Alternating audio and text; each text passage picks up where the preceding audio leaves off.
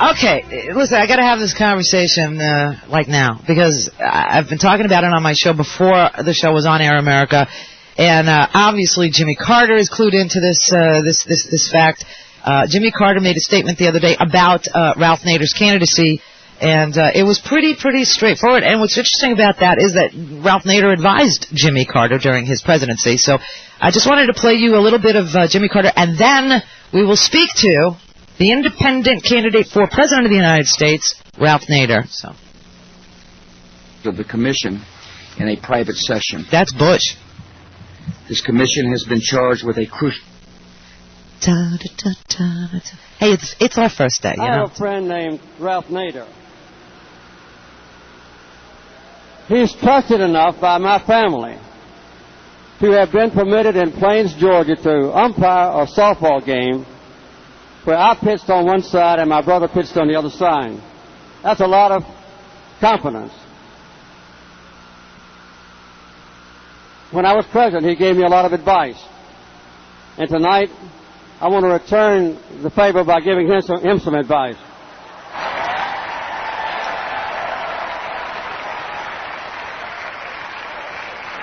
Ralph,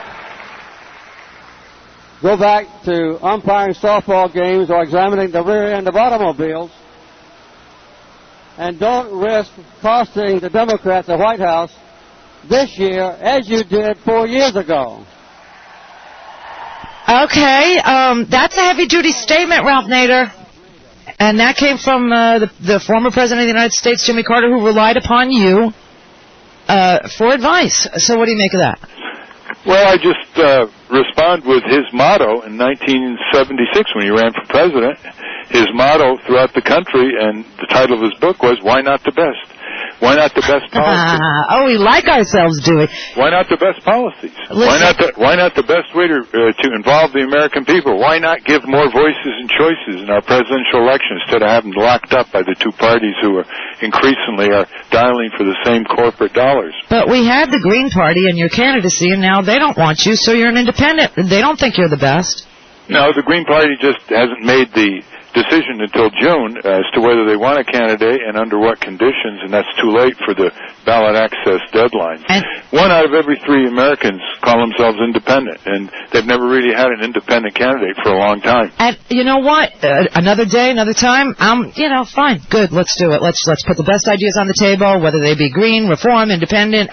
This time, we can't afford it, and you know it. So I'm thinking, now, just hear me out, as a very open-minded liberal, I'm thinking, maybe Ralph does have this huge ego, and he lives in Connecticut and lives small, and he's really not into the whole thing except for the power part of life.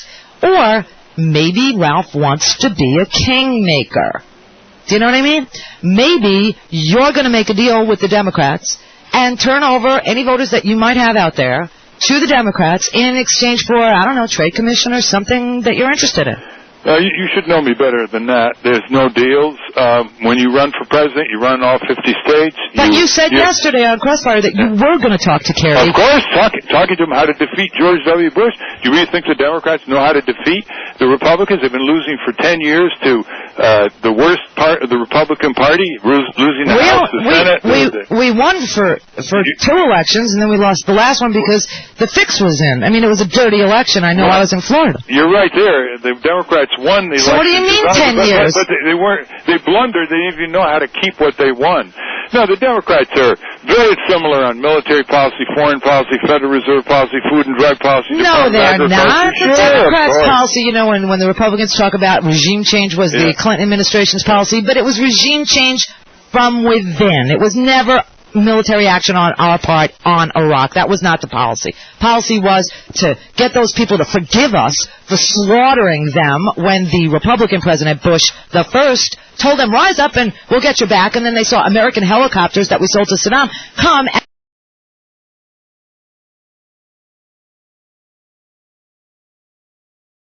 and slaughter them. Those are the people in the mass graves, and everybody knows it, or they need to know it.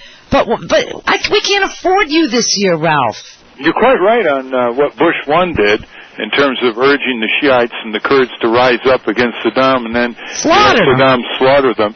But remember that the Democrats have a very aggressive foreign and military policy when they were in power, a huge military budget. Clinton was a draft dodger, so he wasn't willing to take on the Pentagon, and he wasn't willing to take on the Congress on huge military expenditures, and that starved many of the necessities back home among the American people, which were ignored on both parties. It starved police officers because we put 100,000 cops or close to it on the street before Bush came in. Yeah. Yeah. Well, don't worry. Childhood poverty is increasing, regardless of the two parties.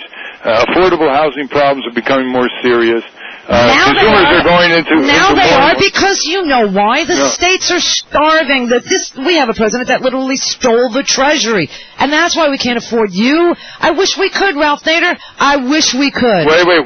Why don't the Democrats stop the things they don't like from